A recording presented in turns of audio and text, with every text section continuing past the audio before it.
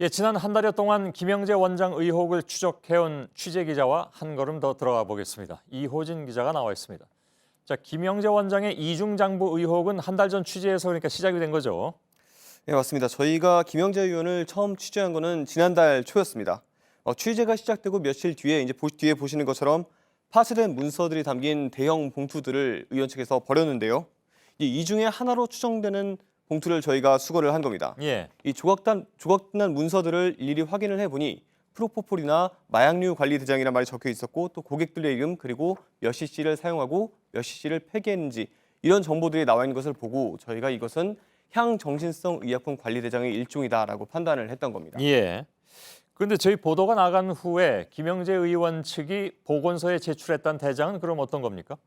예, 여기 뒤에 지금 보시는 게 이제 나중에 강남구 보건소에 제출을 했다는 대장인데요. 예, 보시는 것처럼 일단 글씨체들이 비슷하고 사인을 하거나 도장을 찍은 것이 되게 이게 시간을 두고서 꾸준하게 작성을 됐다기보다는 한 번에 작성이 된 것처럼 되어 있습니다. 그러네요. 예, 그렇기 때문에 이게 그동안에 꾸준하게 작성한 게 아니라 강남보건소의 검사를 앞두고서 급하게 작성된 것이 아니냐라는 의혹까지 제기가 되고 있는 건데요.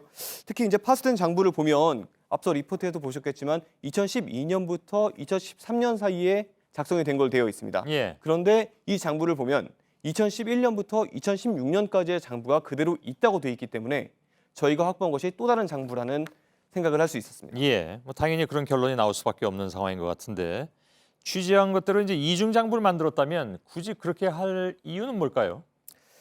향정신성 의약품의 경우에 나중에 이제 보건소에 제출된 저 대장처럼 굳이 이름을 적을 필요가 없습니다. 그런데 앞서 파쇄했던 대장의 경우에는 고객들의 이름과 누가 사용했는지도 적혀 있었습니다. 예, 그렇기 때문에 이것은 아마 고객 관리를 위해서 적었을 가능성이 있어 보이는데 이후에 고객들의 이름이 유출될 경우에 문제가 될 수 있다고 판단을 해서 파기한 것이 아니냐는 의혹이 생기는 겁니다. 예. 내일 청문회에서도 이 부분에 대한 김영재 의원 측의 해명이 필요해 보입니다. 예, 아까 리포트에서 잠깐 언급됐지만 세월호 참사 당일에 김영재 의원 측은 원래 휴진이었다니까 진료하지 않는다 이렇게 했다가 말을 바꿨다는 게 나오지 않습니까?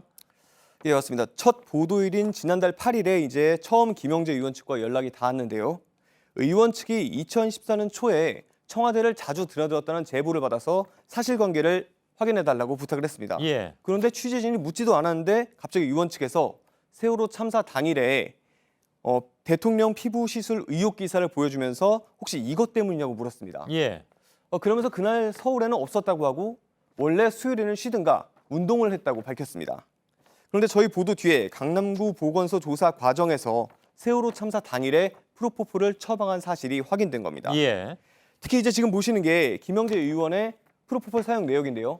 4월 16일에 숫자를 고친 흔적도 보이고 이게 아마도 보시면 5에서 6으로 바꾼 것으로 보입니다. 예, 네.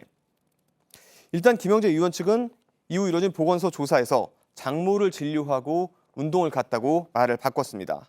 그리고 또 하나 주목할 것이 있는데 김영재 의원 측의 프로포폴 사용 기록을 보면 2014년, 15년, 16년에 꾸준히 수요일에도 처방을 하고 있습니다. 예, 이 때문에 수요일에는 정상적이나 정기적인 진료가 아니라 특별한 고객이나 처방을 한 것이 아니냐는 해석도 가능해 보입니다. 예. 그래서 또 의혹이 증폭된다 이런 얘기 같은데 김영재 의원이 세월호 참사 당일과 관련해서 의혹을 받는 것은 청와대로부터 특혜를 받았다고 그러니까 그래서 대통령과 가까운 것이 아니냐 하는 의심 때문이기도 하잖아요. 예, 맞습니다. 전공의가 아닌 김영재 씨가 서울대병원 강남센터에 외래의사로 위촉이 됐었고 예. 또 김영재 의원 측에서 개발한 실이 서울대병원에 납품이 됐습니다. 수술용 실. 예, 맞습니다. 이 배경에 대통령 주치의를 했던 서창석 서울대 병원장이 있는데요. 내일 청문회에서도 쟁점이 될 것으로 보입니다. 예. 성형실과 관련해서 대통령 자문위와 관련된 새로운 사실도 취재가 됐다면서요? 예, 맞습니다. 저희 취재진은 서울대 병원뿐만 아니라 대통령 주치의를 배출해온 연대 세브란스 병원도 김영재 의원의 실 개발과 연루됐다는 사실을 확인을 할 수 있었습니다. 예. 보시는 게 이제 정의당 윤소아 의원실을 통해서 입수한 식품의약품안전처 임상시험 관련 자료인데요. 지난 2013년 11월에 신청을 했습니다. 연대 세브란스 병원 정기양 교수 주도로 김영재 의원 측의 YJ콥스 실을 임상시험했다는 내용입니다. 예. 당시에 정 교수는 대통령 자문위였고 이병석 세브란스 병원 원장이 주치의였습니다. 임상시험은 2014년 1월 시작돼 22명의 임상시험 환자들 대상으로 시험을 하고 6월에 끝납니다. 그리고 9월에 식품의약품안전처 허가를 받게 됩니다. 특히 정 교수는 앞서 말씀드린 것처럼 대통령 피부과 자문 의인 만큼 해당 실을 이용한 시술을 대통령이 받았을 가능성도 주목이 되는데 일단 정기한 교수 측은 완강히 부인을 하고 있습니다. 예. 저희가 지난번에 그 김영재 의원을 돕지 않았다가 예를 들면 뭐 해외 진출이라든가 이런 것을 돕지 않았다가 오해를 사고 세무조사 등을 받았다는 컨설팅 업체에 대해서 보도를 해드린 바가 있습니다. 이 뭐 얼마 안 된 일이지만 그동안 하도 많은 일이 터져가지고 시청자 여러분께서 잘 기억을 할지 모르겠습니다만 그것과 관련해서도 추가로 취재된 내용이 있다면서요? 네, 맞습니다. 새로운 사실이 하나 나왔는데요.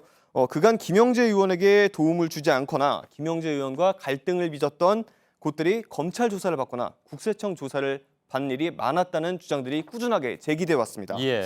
이 때문에 혹시 사정 라인의 고위층이 이곳에 연관된 것이 아니냐라는 의혹이 제기됐었는데요.